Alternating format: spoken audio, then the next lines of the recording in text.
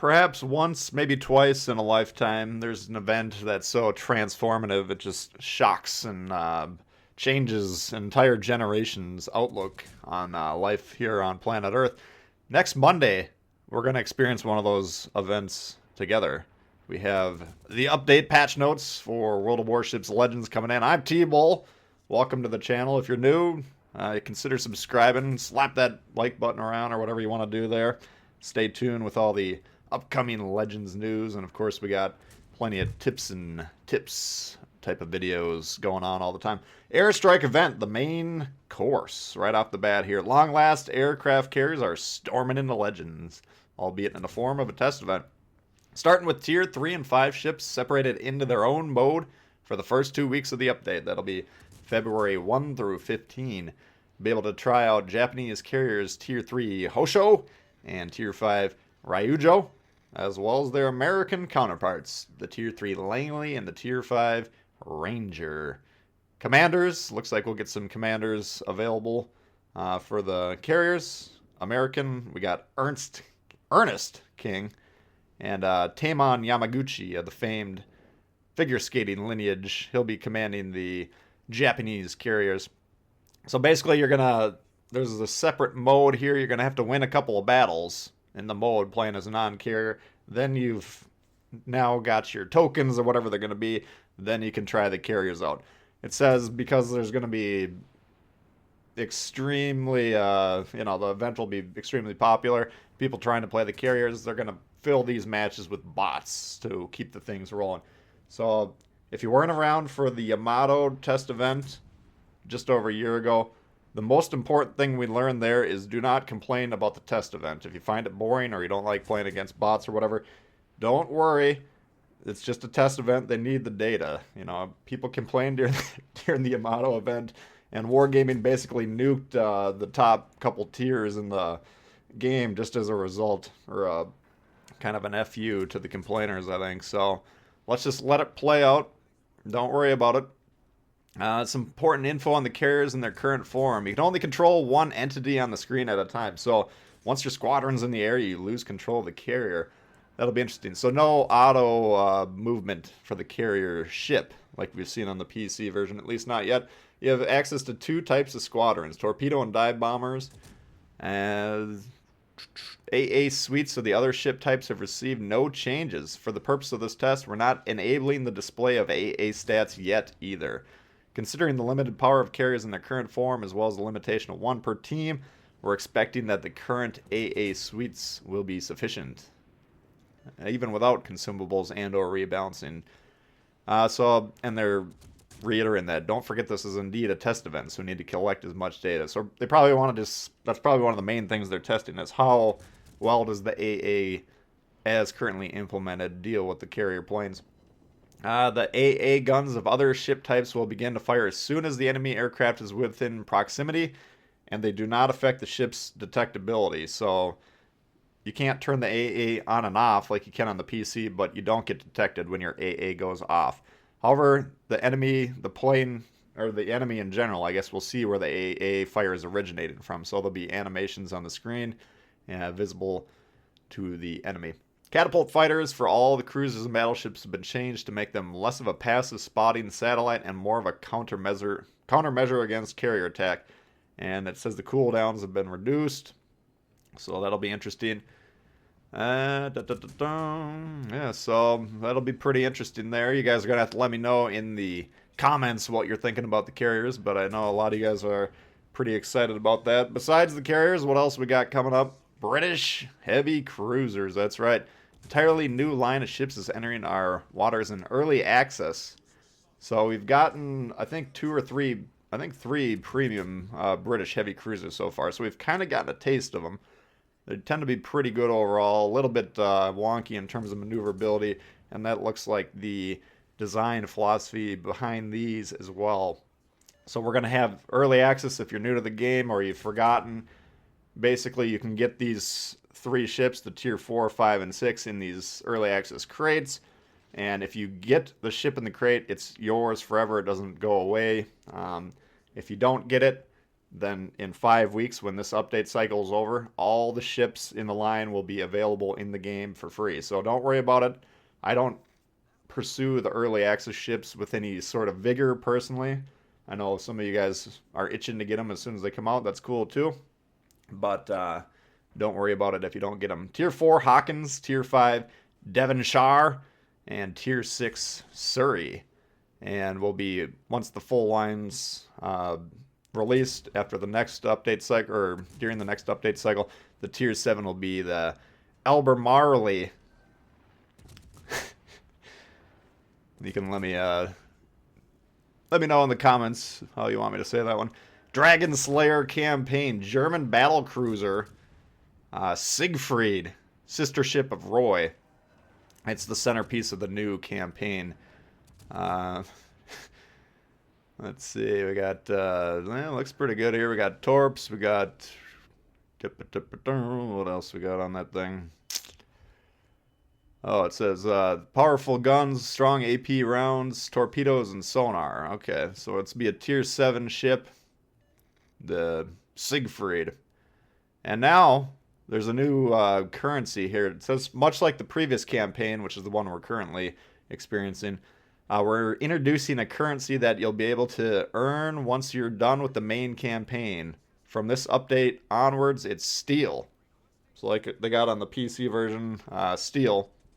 That's going to be used to unlock what I presume to be legendary tier, quote-unquote, premium ships, perhaps.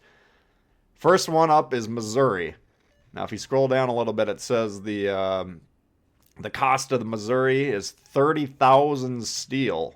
Now, it looks to me like if you bought the campaign out on day one, you can get, basically you can get 250 steel per week once the campaign's done. So you can, once the campaign's over, then you'll have additional missions that will allow you to get 250 steel per week, up to 1,250 units of steel. So nowhere near the purchase price of the Missouri.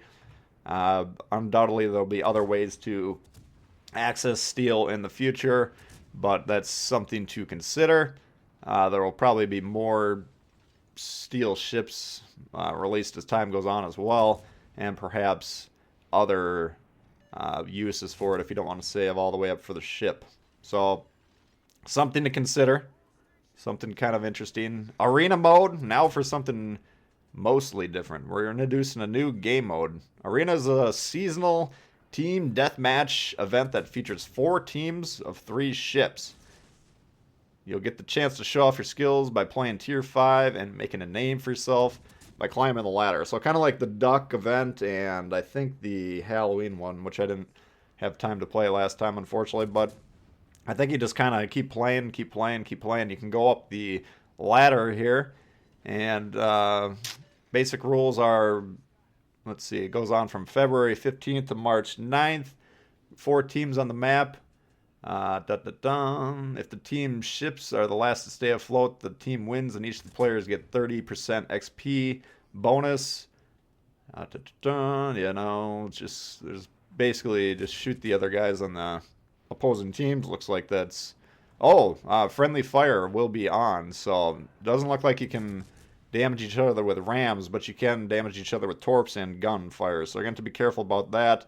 It says if you're constantly hitting your teammates, you're probably going to get banned from it. It doesn't specify that, but it says there'll be some sort of consequences. So anyway, interesting there. Lunar New Year content. I don't know what that is, but it looks like Southern Dragon and Eastern Dragon. So some versions are different variants of the Myoko Tier 6 Japanese cruiser, so that'll be interesting. Stay tuned for that. Balance changes. Interesting balance changes. We got Cheshire. Rudder shift decrease by a couple seconds. Main battery reduced by a second. Repair party altered. Cossack. Torpedo reload dramatically reduced by about 24 seconds. Main battery reduced by a half second. Charlemagne reload. Main battery reduced by a second. Armor improved from 16 to 25. That's interesting. Vanguard, the most buff ship in the history of World of Warships Legends. I think this might be the 5th or 6th buff this guy's received since the game came out. HP restored to the Citadel by repair party increased from 16 to 25%. So even Citadel shots, you're able to repair a quarter of the damage now. Shell grouping improved by about 2.5%, 2.6% to be precise. Repair party restores the same amount of HP, but it does so over 10 seconds instead of 28. So more significant buffs to the Vanguard. The accuracy one's nice because everyone thinks they nerfed the accuracy at some point. I don't know if they ever confirmed that or not. Duke of York, base number of charges for sonar increased from 1 to 2. So, alright, a lot of the ships that people complain about basically all getting buffs. So that's not too bad. A couple of changes to skills and consumables. The fight fire with fire, I think that's that new one that puts out the fires automatically if you're getting your rear end kicked in. It now works if damage con is either on cooldown or depleted. Previously, it didn't work if you ran out of charges. Now it'll save your bacon even if you've used all your damage cons, putting out one fire at a time. And we'll just leave that one there. Let's see. Enhanced secondary targeting consumable. Alright, that's the new secondary one. Now it's 3 charges now, and it's by default, and its cooldown has been lowered by 20 seconds. So, continuing to improve that. Let's see, miscellaneous changes. It says the voice chat now works between all the platforms that the game's on. I guess there were some problems with the new versions of the Xbox couldn't communicate with the PlayStations. That's been fixed. Rental legendaries are going to be snatched away. You're going to have to go back to earning, quote-unquote, the legendaries the traditional way. Gunshots have received improved visual effects. It says the barrel action. Ooh, yeah.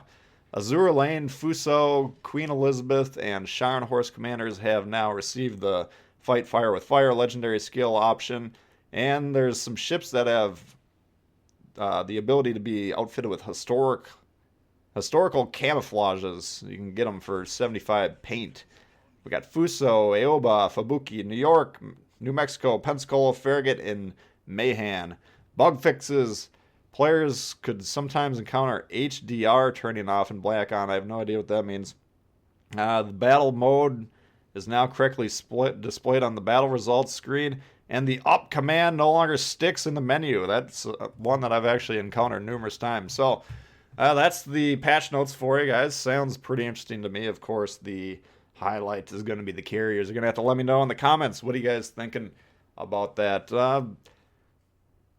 From what I've heard, the carriers are not easy to use. Let's just put it that way.